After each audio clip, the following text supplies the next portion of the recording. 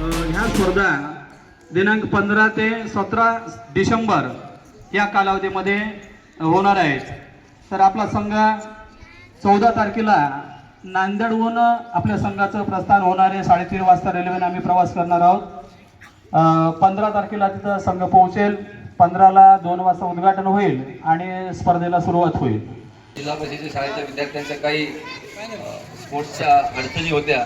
त्या अडचणी आपण त्या छोट्या खाणी का होईना त्यांना जे काय ड्रेस पाहिजे होता, जे काही प्रशिक्षक पाहिजे होते ते आपण आपल्या पद्धतीने उपलब्ध करून द्यायचा प्रयत्न केला.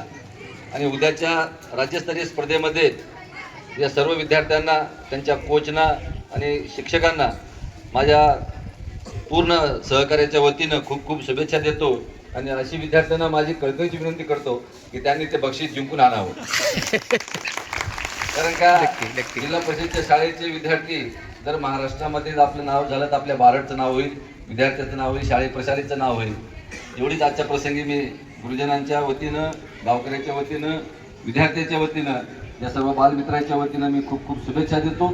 आणि सीतादेवीची आणि प्रार्थना करतो विद्यार्थी 100% जिंकतील. सर्वप्रथम सर्वांना माझा नमस्कार. ज्या वेळेस आम्ही विभागावर खेळायला गेलो तिथे प्रत्येकांच्या मनामध्ये असं वाटत होतं की आम्ही पण जिंकावं. सगळेजण एकच मनामध्ये धरून जातात की प्रत्येकाच जिंकावं. प्रत्येकांना युनिफॉर्म होता, प्रत्येकांना ड्रेस कोड होता. आमच्या काही मुलींना नव्हता. आम्हाला वाटत होतं प्रत्येकांना ड्रेस कोड मिळावा. त्यामध्ये ज्यावेळेस आम्ही विभागावर जिंकलो त्यावेळेस शाळेमध्ये जेव्हा सादरीकरण होतं तेव्हा आदरणीय साहेब आले होते. साहेबांनी त्यांच्या व्याख्यानामधून सांगितलं होतं, तुम्हाला जर काही कोणत्या वस्तूंची जर कमी पडली तर आम्हाला सांगा, आम्ही ते मिळवून देऊ.